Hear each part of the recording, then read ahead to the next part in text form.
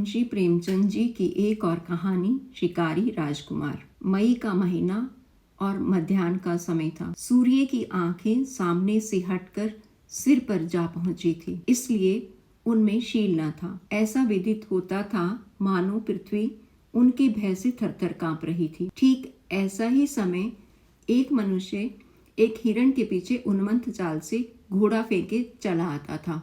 उसका मुंह लाल हो रहा था और घोड़ा पसीने से लथपथ, किंतु मृग भी ऐसा भागता था मानो वायु वेग से जा रहा था।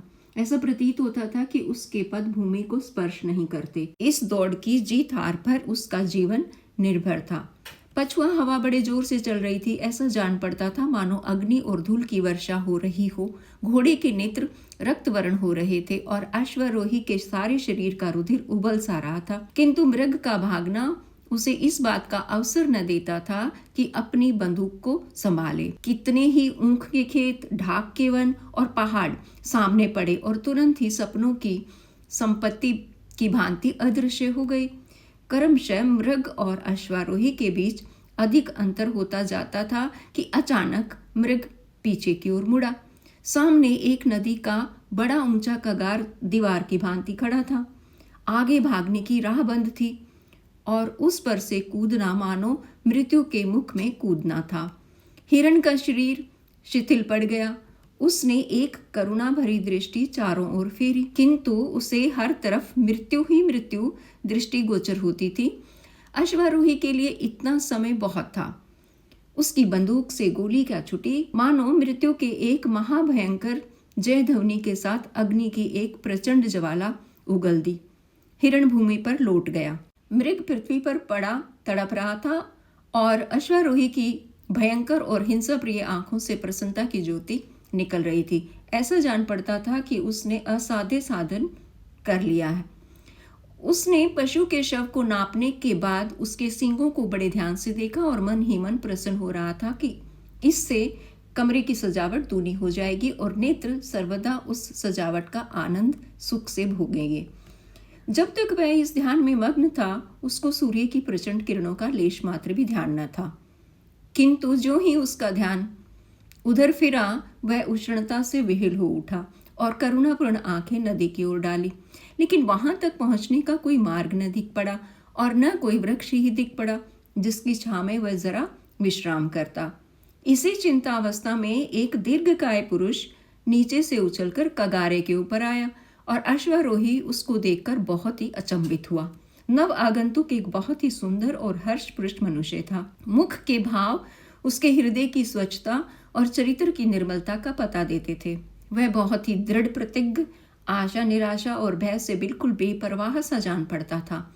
मृग को देखकर उस सन्यासी ने बड़े स्वाधीन भाव से कहा, राजकुमार, तुम्हें आज बहुत ही अच्छा शिकार हाथ लगा।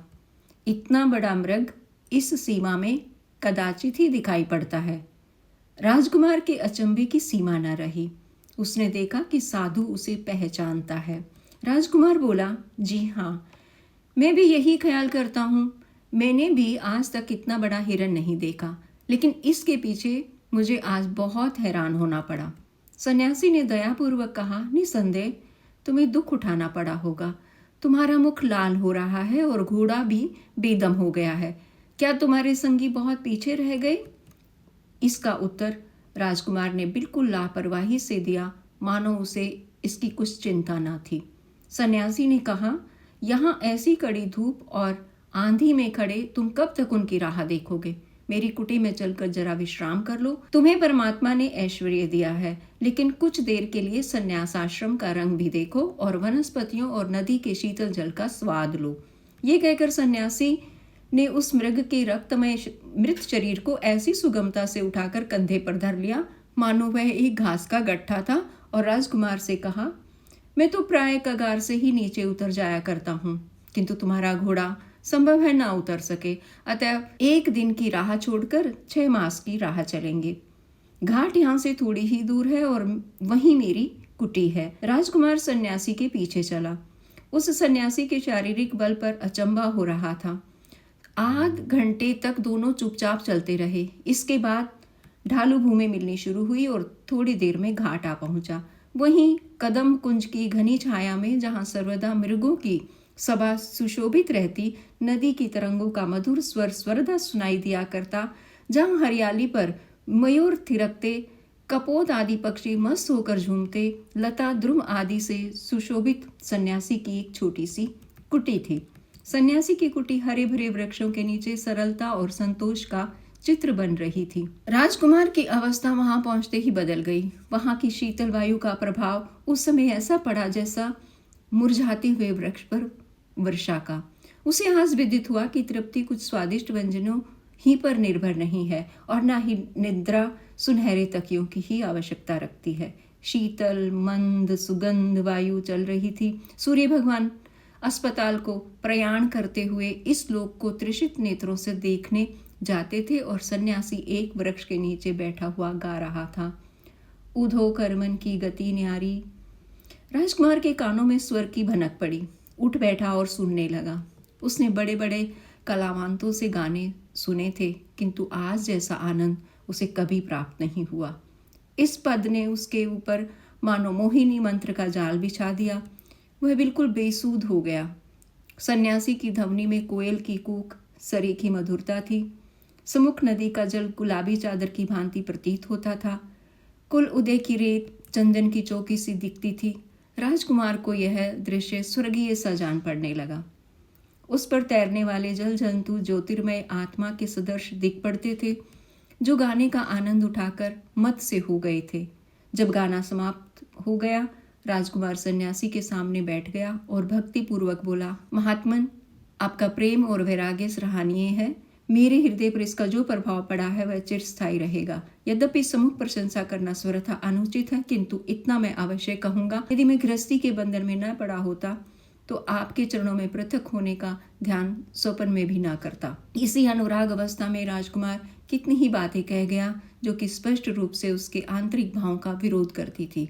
सन्यासी मुस्कुराकर बोला, तुम्हारी बातों से मैं बहुत प्रसन्न हूँ और मेरी उत्कंठ इच्छा है कि तुमको कुछ देर ठहराऊं, किंतु यदि मैं जाने भी दूं तो इस सूर्यास्त के समय तुम जा नहीं सकते। तुम्हारा रीवा पहुंचना दुष्कर हो जाएगा। तुम जैसे आकेट प्रिय हो वैसा ही मैं भी। कदाचित तुम भय से न रुकते, किंतु शिकार के लालच में अवश्य रहोगे। राजकुमार को तुरंत ही मालूम हो गया कि जो बातें उन्होंने अभी अभी सन्यासी से कही थी वे बिल्कुल ही ऊपरी और दिखावे की थी और हार्दिक भाव उनसे प्रकट नहीं हुए थे। आजन्म सन्यासी के समीप रहना तो दूर, वहाँ एक रात बिताना उसको कठिन जान पड़ने लगा। घर वाले उद्विग्न हो जाएंगे और मालूम नहीं क्या सोचेंगे। साथियों की जान संकट में होगी। घोड़ा बेदम हो रहा है, उस पर 40 मील जाना बहुत ही कठिन और बड़े साहस का काम है। लेकिन ये महात्मा शिकार खेलते हैं, ये बड़ी अजीब बात है। कदाचित ये वेदांती है, ऐसे वेदांती जो जीवन और मृत्यु मनुष्य के हाथ नहीं मानते, इनके साथ शिकार में बड़ा आनंद आएगा। ये सब सोच विचार कर उन्होंने सन्यासी का आतिथ्य स्वीकार किया और अपने भाग्य की प्रशंसा की, जिसने उन्हें कुछ काल तक और साधु संघ के लाभ उठाने का अवसर दिया। रात 10 बजे का समय था। घनी अंधियारी छाई हुई थी। सन्यासी ने कहा, अब हमारे साथ चलने का समय हो गया है। राजकुमार पहले से ही प्रस्तुत था। बंदूक कंधे पर रख बोला, इस अंधकार में शुक्र अधिकता से मिलेंगे, किंतु ये पशु बड़े भयानक हैं। सन्यासी ने एक मोटा सोटा हाथ में लिया और कहा, कदाचित इससे भी अच्छे शिकार हाथ आए। मैं जब अकेला जाता हूँ कभी खाली नहीं लौटता। आज तो हम 2 हैं। दोनों शिकारी नदी के तट पर नालों और रेतों के टीलों को पार करते और झाड़ियों से अटकते चुपचाप चले जा रहे थे। एक और श्यामवर्ण नदी थी जिसमें नक्षत्रों का प्रतिबिंब नाचता दिखाई देता था और लहरें गाना गा रही थी। दूसरी ओर घनघोर अंधकार, जिसमें कभी कभी केवल खद्योतियों के चमकने से एक क्षणस्थायी प्रकाश फैल जाता था। मालूम होता था कि वे भी अंधेरे में निकलने से डरते हैं। ऐसी अवस्था में कोई 1 घंटा चलने के बाद वह एक ऐसे स्थान पर पहुंचे जहां एक ऊंचे टीले पर घने वृक्षों के नीचे आग जलती दिखाई पड़ी। उस समय इन लोगों को मालूम हुआ कि संसार के अतिरिक्त और भी वस्तुएं हैं। सन्यासी ने ठहरने का संकेत किया। दोनों एक पेड़ की ओट में खड़े होकर ध्यानपूर्वक देखने लगे। राजकुमार ने बंदूक भर ली। टीले पर एक बड़ा छायादार वट वृक्ष भी था। उसी के नीचे अंधकार में 10-12 मनुष्य अस्त्र शस्त्रों से सुसज्जित मिजई पहने चरस का दम लगा रहे थे। इनमें से प्राय सभी लंबे थे, सभी के सीने चौड़े और हर्षपुष्ट। मालूम होता था कि सैनिकों का एक दल विश्राम कर रहा है। राजकुमार ने पूछा, ये लोग शिकारी हैं? ये राह चलते यात्रियों का शिकार करते हैं? ये बड़े भयानक हिंसक पशु हैं। इनके अत्याचारों से गांव के गांव बर्बाद हो गए और जितनों को इन्होंने मारा है उनका हिसाब परमात्मा ही जानता है। यदि आपको शिकार करना हो तो इनका शिकार कीजिए। ऐसा शिकार आप बहुत प्रयत्न करने पर भी नहीं पा सकते। यही पशु हैं जिन पर आपको शस्त्रों का प्रहार करना उचित है। राजाओं और अधिकारियों के शिकार यही हैं। इससे आपका नाम और यश फैलेगा। राजकुमार के जी में आया कि दो एक को मार डाले, किंतु सन्यासी ने रोका और कहा, इन्हें छेड़ना ठीक नहीं। अगर ये कुछ उपद्रव न करें तो भी बचकर निकल जाएंगे। आगे चलो, संभव है इससे अच्छे शिकार हाथ आए। तिथि सप्तमी थी, चंद्रमा भी उदय हो गया। इन लोगों ने नदी का किनारा छोड़ दिया था, जंगल भी पीछे रह गया था। सामने एक कच्ची सड़क दिखाई पड़ी और थोड़ी देर में कुछ बस्ती भी दिख पड़ने लगी। सन्यासी एक विशाल प्रासाद के सामने आकर रुक गया और बोले, आओ इस मौलसरी के वृक्ष पर बैठे, परंतु देखो बोलना मत, नहीं तो दोनों की जान के लाले पड़ जाएंगे। इसमें एक बड़ा भयानक हिंसक जीव रहता है जिसने अनगणित जीवधारियों का वध किया। कदाचित हम लोग आज इसको संसार से मुक्त कर दें। राजकुमार बहुत प्रसन्न हुआ और सोचने लगा, चलो रात भर की दौड़ तो सफल हुई। दोनों मौलसरी पर चढ़कर बैठ गए। राजकुमार ने अपनी बंदूक संभाल ली और शिकार की, जिसे वह तेंदुआ समझे हुए था, बाट देखने लगा। आधी रात से अधिक व्यतीत हो चुकी थी। एकाएक महल के समीप कुछ हलचल मालूम हुई और बैठक के द्वार खुल गए। मोमबत्तियों के जलने से सारा हाता प्रकाशमय हो गया। कमरे के हर कोने में सुख की सामग्री दिखाई दे रही थी। बीच में एक हर्षपुरुष मनुष्य, गले में रेशमी चादर डाले, माथे पर केसर का अर्ध लंबाकार तिलक लगा, मसनद के सहारे बैठा सुनहरी मुहनाल से लच्छेदार धुआं फेंक रहा था। इतने में ही उन्होंने देखा कि नर्तकियों के दल चले आ रहे हैं। उनके हाव भाव व कटाक्ष के शेर चलने लगे। समाजियों ने सुर मिलाया, गाना आरंभ हुआ और साथ ही साथ मद्यपान भी चलने लगा।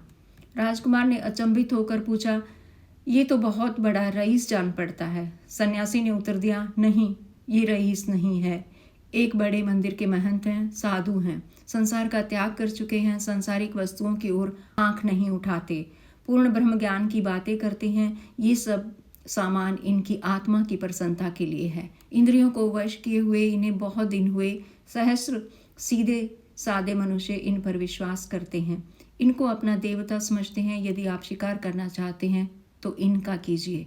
यही राजाओं और अधिकारियों के शिकार हैं। ऐसे रंगे हुए सियारों से संसार को मुक्त करना आपका परम धर्म है। इससे आपकी प्रजा का हित होगा तथा आपका नाम और यश फैलेगा। दोनों शिकारी नीचे उतरे। सन्यासी ने कहा, अब रात अधिक बीत चुकी है, तुम बहुत थक गए होगे, किंतु राजकुमारों के साथ आखेट करने का अवसर मुझे बहुत कम प्राप्त होता है, अतएव एक शिकार का पता और लगाकर तब लौटेंगे।